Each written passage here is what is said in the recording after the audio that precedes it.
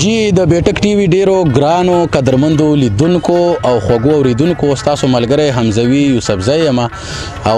ولاړ یو په باجا بامخیلو چې دوه کم کلي دي د صوابی څنګه چې جوړ وه شهرونه یې دغسې یو ځای کلي دي باجا او بامخیل په باجا کلي کې په یو باغ هوټل کې ولاړ یو او راسره ډیره خوشبختي ده چې زمونږ د پښتونخوا لالا زمونږ د صوابی لالا د ټولو پښتنو د زړه سر عزیز مانیروال صاحب را سره ولاړ دی نو غواړو چې د بیټک ټي وي په شیشه باندې د عزیز لالا سره لږې خبرې وکړو چې څومره د دوی د ژوند په حواله سره د دوی د شاعرۍ په حواله سره د دوی د چکرونو یا د سیلونو په حواله سره چې دوی بلا ګرځي چکرې وي ژبې له هم کار کوي او ژوند هم ښکلی کوي عزیز لالا ستاسو ډېره زیاته مننه کوو چې بیټک ټي مو وخت راکړه او موږ له مو وخت راکړه ستاسو هم مننه ډېره مننه تاسو چې کوم کار کوئ او دا کومه سرګرمي کوي نو دا ډیره چې کوم دی د پښتنو ته په درنه سترګه باندې ګوري ډیره زیاته مننه کوو لالا ستاسو نری باران هم ورېږي شاید چې دغه لیدونکي یې لیدی شي خو نری ساس کې هم ورېږي ښکلی شنه شنه باغونه دي مونږ پکې منځ کې ولاړ یو نو څه به ویل غواړئ د دې ښکلې ښکلا په حواله صوابی کې دومره ښایست دی دومره ښکلي غرونه دي پټي دي باغونه دي په حواله به څه ویل غواړئ نو حمزوي صاحب دا ده چې دا صوابی داسې ځای باندې آباده ده چې ښکته تې تر سمندر پورې میدان دی او بره تر چین پورې غرونه دي او دومره ښایسته غرونه دي دومره ډیر ښایسته غرونه دي زما دا ارمان دی چې دا ټول غرونه چې کوم دی نو شنه شي امین چې داسې څوک راشي چې یو 10 کاله 20 کاله یو پراجیکټ ورکړي او دا غرونه شنه کی دا ځوانان مو د زلمی هم په روزګار شي او زمونږ وطن به هم ښایسته شي ډیره زیاته مننه لالا خدای دې وکړي چې دغسې وشي دا پښتونخوا وطن دا ښکلی شي ښایسته شي تاسو په دې پښتون وطن کې ګرځئ په نړیوال کچ باندې ګرځئ بهر هیوادونو ته هم ګرځئ څه تجربه چې دا ټول هر څه راجمع کړو داسې دوبی عربي ملکونه بهر نور ملکونه بیا د وطن دننه چې تاسو ګرځئ چې دغه ټول هر څه راجمع کړو نو په دوو خبرو کې به تاسو موږ ته څه وایي چې په دې دوره چکرو کې په دې دوره ګرځېدو کې څومره کار مو ژبې ته وکړو څومره کار ژبې له وشه او څومره تاسو خپله ترې خوند واخیسته نو خوند خو ترې موږ ډېر واخیسته ځکه چې چېرته موږ تللي یو زه بل چې ته نه یم تللی خلیج ته تللی یم دوبۍ ته تللی یم سعودي عرب ته او افغانستان خو زموږ خپل وطن دی خو دا ده چې چېرته پښتانه دي نو ډېره زیاته مینه یې راکړې ده ډېره زیاته او که دلته په وطن کې کوم پښتانه دي ډېره زیاته مینه دا د هغوی د مینې برکت دی چې موږ دلته کې ولاړ یو باقي د ژبې دپاره موږ څه وکړو نو زه خو داسې ګڼم چې موږ د ژبې دپاره هېڅ نه دي کړي ژبې زموږ دپاره کړي دي دا زه چې شاعري کوم یا زه خبرې کوم نو دا ژبې ما لا هغه توان طاقت راکړی دی زه به د ژبې دپاره هله څه وکړم او زما ملګري به هله څه وکړي چې موږ دا ژبه د نصاب ژبه کړو دا د دفتر ژبه کړو دا د روزګار ژبه کړو دا د افسرۍ ژبه کړو او خلک به هله زده کوي او یو مقام به هم پیدا شي ډېره مننه کوو لالا ستاسو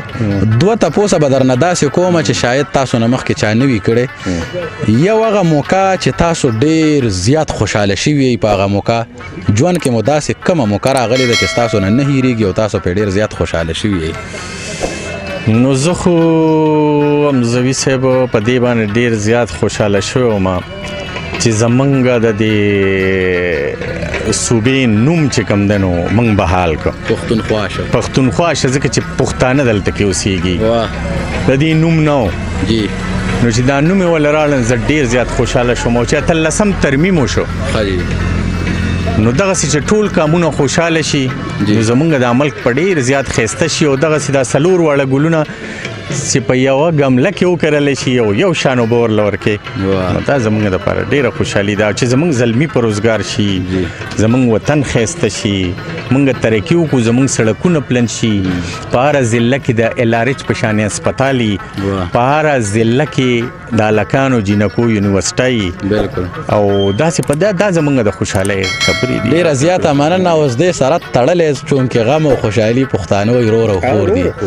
داسې یو موقع چې تاسو په ډېر زیات دردېدلي یئ ډېر زیات خفه شوي یئ داسې څه موقع په ژوند کې راغلې ده نو څنګه چې تاسو وی چې غم خادرور خور دي نو کله کله سړی خپي جی او ډیر ودر دیږي خدا د چې پښتانه خپل دردونه چاته ښکارا کوي نه نو بس جړاو مورشي خو جړا دباو کی او خندار ایدومره نو دلته زمونږ دا روایت پاتې شوی دی چې لکه خپل دردونه و ځاني دردونه منګه وایو چې د اجتماع کم دردونه دي چې د هغې نه خلک خبر شي او اجتماعي سوچ هر څوک ولري د ځانه لږ راوځي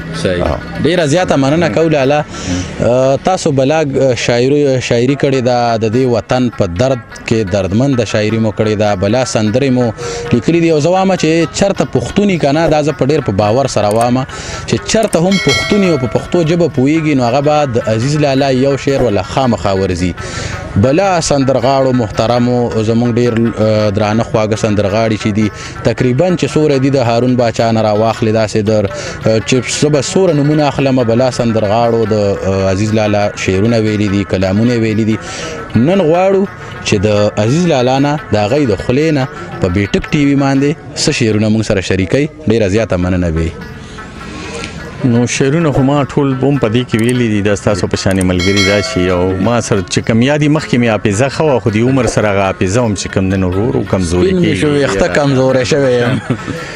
نو څو شعرونو ته هم چې ټولو مینوالو ته ډالۍ ده چې غرونو ته ورخېږم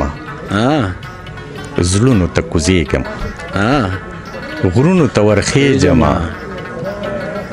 زړونو ته کوزېږم واه تا باندې مین یمه ستا نه به زارېږم واه تا باندې مین یمه ستا نه به زارېږم ستا نه به زارېږم د زړه دښتې ته ګډېږي دا سړی په اعصابو مې خورېږي دا سړی دعاګانې او خیرې مې ورته وکړې دعاګانې او خیرې مې ورته وکړې نه پردی شو نه خپلېږي دا سړی او دا چې زه ترې نه په شل زله زارېږم دا چې زه ترې نه په شل زله زارېږم د وطن نه قربانېږي دا سړی او خپل ساده باده عزیز ته حیرانېږم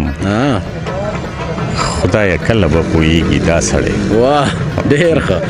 ډیره زیاته مننه کوو قدرمندو لیدونکو او خوږو اورېدونکو تاسو د عزیز لالا خبرې واورېدې او شعرونه مو واورېدل زموږ مقصد هم دغه و چې د عزیز لالا شعرونه خو چونکې ډېرو زیاتو خلکو اورېدلي دي د هغوی د ژوند په هکله تاسو سره یو څو خبرې وکړو د هغوی چې کم حالات د هغوی په زړه دننه تېرېږي هغه کم درد چې تېرېږي هغه تاسو سره شریک کړو د عزیز لالا سره ستاسو ملګری حمزوي یوسفزی ستاسو نه اجازت غواړم د الله په امان